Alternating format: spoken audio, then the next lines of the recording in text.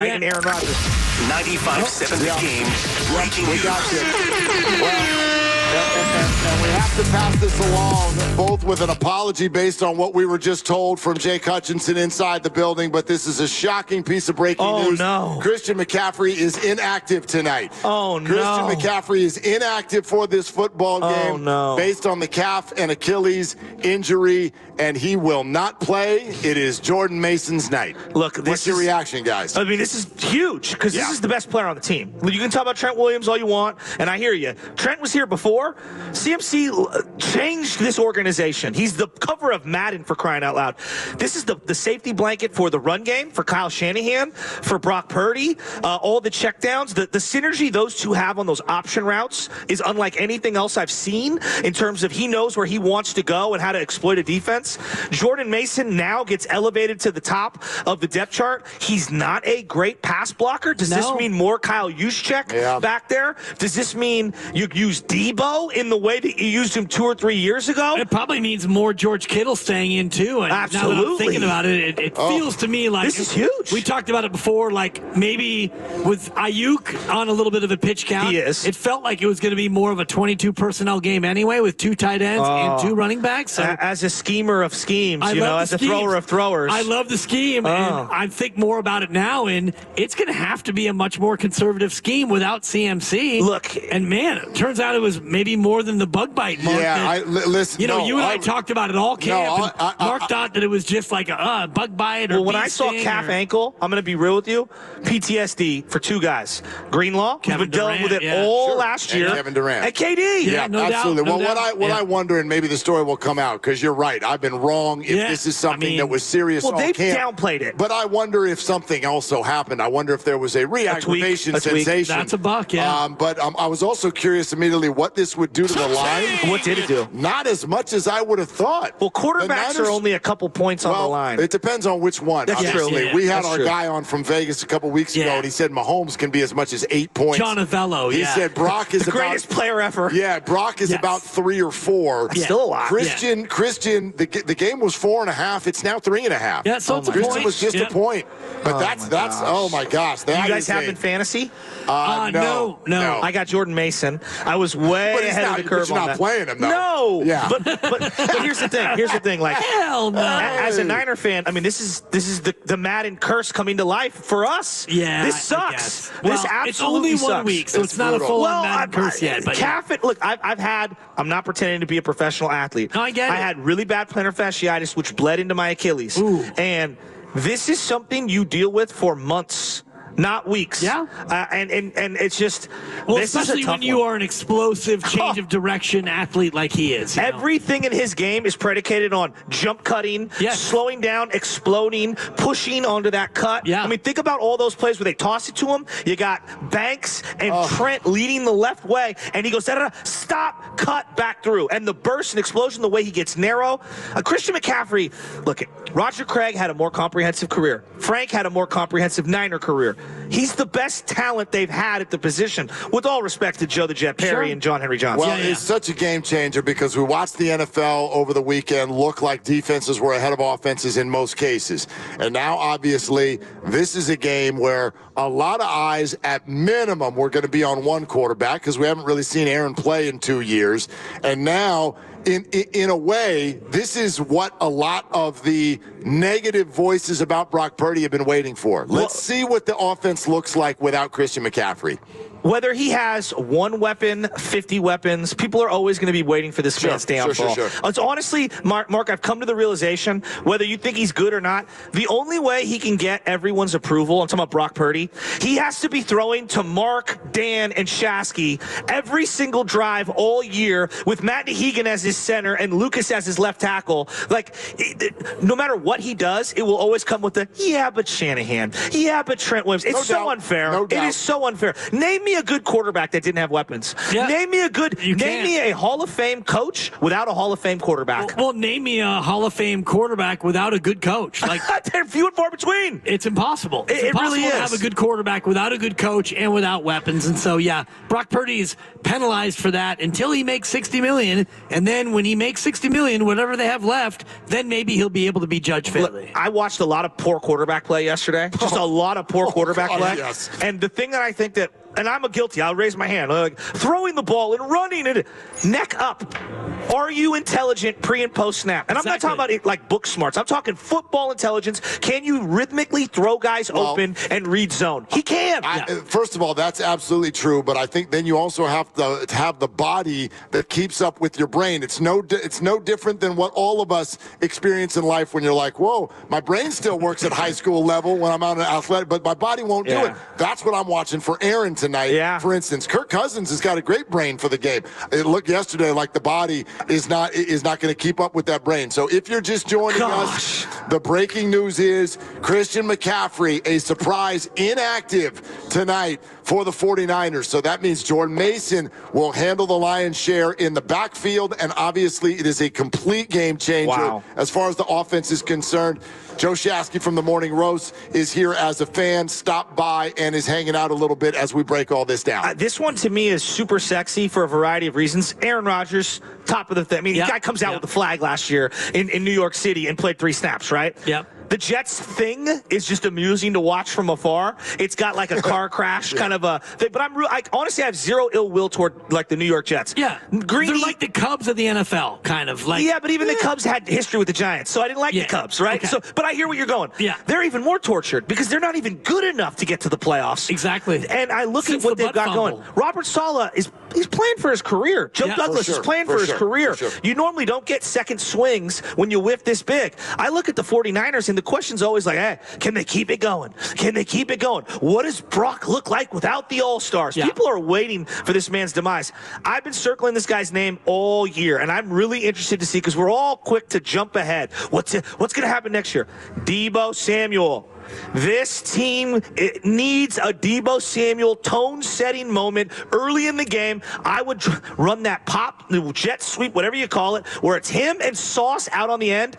I want to see Deebo go right through Sauce Gardner like he did Jalen Ramsey all those years against the Rams and set the tone physically, because the interior of this defense is going to suffocate them without CMC. No doubt. They're going to stack the box. Well, especially you got a rookie guard, and we all like Dominic Pooney, but we don't know how he's going to hold up in his first NFL start. And Trent Williams, I was telling Mark, you're going to see him sucking wind tonight if you get into a 9, 10, 11 play drive. I know. The big fella in his 16th year is going to be getting fatigued at the end of long drives. So without Christian McCaffrey now, I wonder if it doesn't change the game plan a little bit into more of a run-heavy approach. Full list of Niners inactives that has just been released. Christian McCaffrey, Josh Dobbs, who is the third quarterback designation. Gross Matos, we knew. D. Winters, we knew. That's a blow. Hufanga, we expected. Also center Ben Barch and Darrell Luter Jr., the cornerback. There is your list of inactives, but it is breathtaking that Christian McCaffrey is on that list. Well, and this is an interesting matchup for our secondary. We've been touting them. Diamano Lenore, Charvarius Ward. Charvarius goes good against the bigger physical receivers. Mike Williams and him, I expect to be tangling. I think Mike Williams is a good player. He's always been hurt. And then you get Garrett Wilson, who's the slippery player, and you're going to have him go up against Diamano Lenore. I think this is a huge test for the secondary early on. And if there's a weakness in this defense, Rodgers will exploit it. Rodgers is the OC. It's not Nathaniel Hackett. He's not, but I wonder about Rodgers and the rust. I mean, the last time he played was 4 snaps 364 days ago, and beyond that, he had a pretty down-ish year in Green Bay his last year, so I'm wondering about the rust of Aaron Rodgers against a Niner defense. The weak year, which you're correct, it was a weak year for Aaron Rodgers, would have been far and away the greatest year any quarterback has ever had in New York Jets history. Right. I was looking at the number. Like, they've had one guy throw for over 25 touchdowns. One guy. Wow. I know that Niner fans, we're just snake bitten at quarterback. My boy's wearing a freaking Mark Sanchez jersey. Yeah. Like, he took them to the AFC Championship game twice. Well, that's the thing. This franchise, at least in recent years, it feels almost Pittsburgh Steelers-esque recently, where it's like their record ends up better than it should be based on the output they have. Like, remember we looked at it last year? Absolute dreadful quarterback play. Found a way to be 7-10. 7-10. They ended up and so I Zach wonder. Wilson. Zach Wilson, so who we all think stinks. And the same thing. Steelers yesterday, no offensive touchdowns, 1-0. Off we go. You wanted to play with them. Yeah, well, or he didn't. I mean, come on. He really didn't in the end. He knew. Guys, I gotta go because I'm gonna go. I gotta make a tailgate and I gotta go get my credential. Enjoy it. Go Niners. Let's overcome the CMC thing. Here we go. We'll see you Here we go. Thanks Joe Shasky, Morning Roast stopping by. Joe Shasky. Joe Shasky. You're listening to 95.7 The Game. KGMZ FM and HD1 San Francisco, an Odyssey sports station, always live on the free Odyssey app, Twitch, and YouTube. Powered by First NorCal Credit Union. For a low-rate auto loan, apply online or just ask for First NorCal financing at the dealer. We're going to stay with you here a little bit longer as we take this in and open it up to you. 888-957-9570. What does it mean now that Christian McCaffrey is missing this football game? And I would add, if this is going to have a calf/Achilles name to it, and he is, after missing all of camp, 3 to 4 weeks, still not ready to play tonight. Again, we don't know if there was a re-aggravation maybe, but either way, we've arrived at this point. How can we sit here and think that this is only about tonight? Like, I think that's your first thought. Right. They got another game in 6 days. 6 days. They got a game in, so is this now something where the 49ers might have to play a period of time without Christian, number one? And number two, should they? Probably, once we know a little bit more about the nature of the injury, should they consider letting Christian get a little bit more time on the shelf to make sure he is 100% right before he goes? Yeah, I would imagine that they're going to play him when he is 100% ready, which obviously isn't tonight. And so when he is ready, they're going to go ahead and play him. But knowing that it's a calf, Achilles kind of an issue, and the fact that he wasn't even able to give it a go tonight, that is troubling because, as you mentioned, throughout camp, it felt like they were just, resting him on the shelf, and it wasn't really a real thing. And, you even mentioned that he was running around at practice and he was, looking good. He's been running on the side for weeks. Yeah, on the side, running on the side, and then yet you get ready for an actual game and he can't go. So, yeah, it's troubling, and you do have a game in 6 days from now, and so you start to think about this season already a little bit differently. Well, I tell you what, it never fails in the NFL. The whole world changes in an instant every single week. It never fails. You come out of this weekend of games, and what do we have? We got a new story about Christian McCaffrey. We got Puka Nacua, no September, maybe more. You got Jordan Love, no September, maybe more.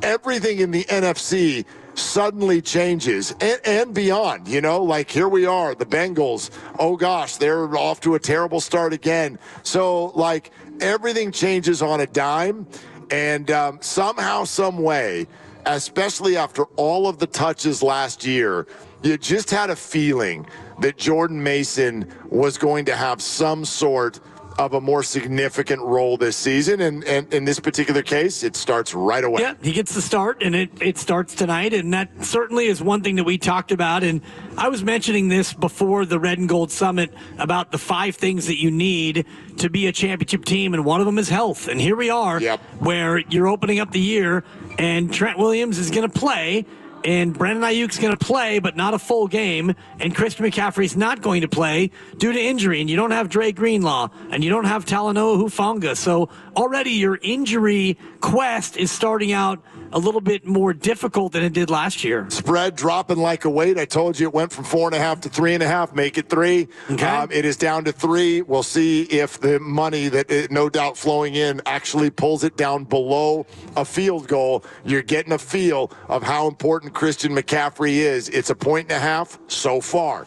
888-957-9570. Willard and Dibs live at the Hilton Santa Clara, getting ready for the game, which suddenly does have at least a bit of a cloud over it. Christian McCaffrey, a surprise inactive for the game tonight. Let's go to Zach in Redwood City. Thank you for calling Willie and Dibby. What's up, Zach? No, what's up, guys? You guys broke the news to me, so rest in peace, my fantasy football team, because I was down 2.5 points with CMC left. Like, what the hell, man? Yeah, this is a joke. Yeah, Zach, we'll let you say some more for sure, but like there are fantasy hearts breaking all over the place tonight because of the nature of this. There's no one left to pick up, the number 1 overall pick in most leagues, and people were relying on him for a big game tonight, and now they're going to get a big old goose.